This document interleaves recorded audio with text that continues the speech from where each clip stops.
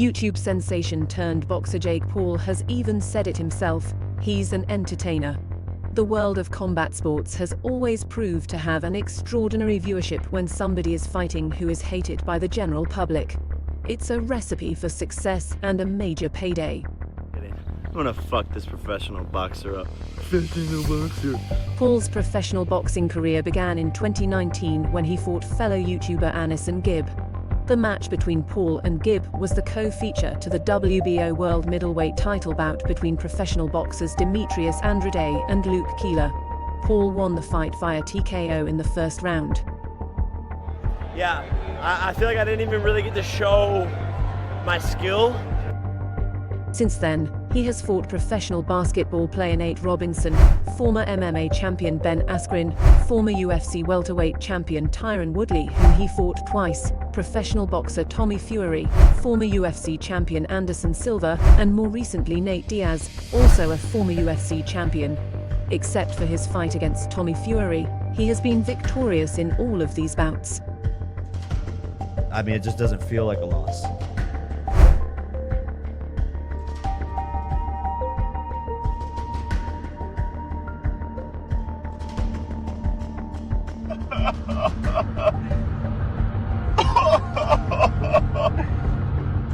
All of these fights have one thing in common: major paydays for the fighters.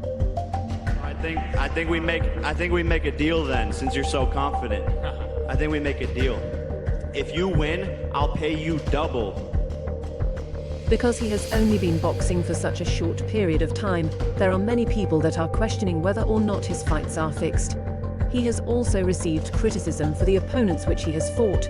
Except for Fury, whom he lost to, Jake Paul has not fought any current professional fighters. His fights have been with former MMA fighters that are way past their prime, with Anderson Silva being 47 years old. Silva's so much better but he's an MMA fighter. But he's one of the greatest strikers of all time. That's MMA. You've never even fought a boxer. His fights against Tyron Woodley, specifically where Jake knocked him out in the second fight, was heavily criticized, with people accusing Woodley of taking a dive for a $2 million payday. The former UFC champion made upwards of $4 million from both fights. Easy money considering that he made roughly $5 million in his entire MMA career. I would have both hands up. I was ready. I knew it was coming. I was ready to block overhand, and I don't know if he delayed it. Even if he didn't delay, I don't know why I dropped my hand in. The Fury fight, which Jake lost, was also not without controversy, as backup fighter Mike Perry uploaded a photo to his Twitter page alleging it to be the script of the fight between Paul and Fury. And Jake's coach wrote me and was upset about, his reputation, and he's always had my back and spoke highly of me, and that I'm a respected athlete in this fighting community. And despite Perry's baseless online accusation, representatives for the promoters in Saudi Arabia confirmed that the script is completely false. But to be honest, it's not like they would admit it to have been real in any case. I have won the lottery here. Let's be honest a minute here, yeah? The size of this magnitude, my 9th fight, I've won the lottery. In the wake of Jake Paul's victory over Nate Diaz, a storm of controversy has also emerged, with many fans once again questioning the authenticity of the bout. Social media was filled with skepticism following Paul's unanimous decision victory, with numerous fans labeling the fight as rigged. How many rounds do you think you won? Give a fuck, he didn't win. Despite this, it was reported that both Paul and Diaz made well into the 8 figures for the fight due to their 50-50 co-promotion of the event. Jake Paul has a massive following, and he is a polarizing figure, with many people liking him, and just as many if not more people disliking him. Purely for this reason, he has a head start in the fight game with regards to attracting viewers and generating big pay-per-view numbers. This works out well for his opponents as well, because they are being paid more than they normally would, because people want to see a spectacle. Listen, it's a pretty simple choice. I'm going to make a whole bunch of money to beat up a guy who is pretending to be an athlete. It's a win-win scenario in terms of making money for both Paul and his opponents.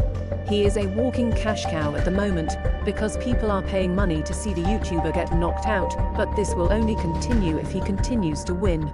This could also be the reason why Paul has avoided serious current professional boxers. Because he hasn't really faced a real fighter yet. It's not his fault. He signed to fight Tommy Fury. A five-time world champion, and Tyron Woodley is a real fighter. Mate, he's not a real boxer. He's not joking. Tommy Fury, who reportedly made at least £3.7 million from his win over Paul, by far his biggest payday, fitted in perfectly into Paul's recipe for money. Fury won by decision, which is far less damaging to Paul's aura and mystique than a knockout, and Fury comes along with a built-in attraction because of the fact that he is the younger brother of Tyson Fury, arguably one of the greatest boxers to have ever set foot in the ring. Is anything short of you got paid $20K a pop before I paid you more. Please, so what do you mean you make a living? This is how you do making a living. Again, a win-win situation in terms of money for both parties, and no damage done to Fury's reputation as a serious boxer, even though he didn't get the knockout over Paul. Tommy didn't win the fight, I lost it. I was not good, I was not on my A game, I didn't implement the game plan. Jake Paul has brought a new audience to boxing, and he is a guaranteed money fight because, as mentioned previously, it's a spectacle. Because look at where I'm at after 3 years. Are you kidding me? And not only that, I'm bringing people up with me. And whether or not these fights are legitimate or not is a part of the show and the attraction. It's like, what if Jake Paul knocks one of them out? First and foremost, Jake Paul is a smart businessman and an entertainer who has found a recipe to make a lot of money from boxing. It is, however, arguably mixed with a WWE-like script, where the result is negotiated beforehand, and as long as people buy into it, the money will continue to flow. Listen, he's a young kid out there trying to make some money, and I don't fault anybody for that. Because when all is said and done, if Jake Paul were to have lost all of his fights, then nobody would take him seriously, and all interest would be lost, meaning that potential money would also be lost. He has successfully created the mystery of, what if he really is just that good? And it is because of this magical factor why people, whether they like Jake Paul or not, continue to pay to watch what he has created. A show. Oh, Jake Paul came into this sport in 2 years and made $45 million in a year. And because of the large sums of money, it's definitely not beyond the realm of possibility that his opponents are more than happy to play along and be a part of the show.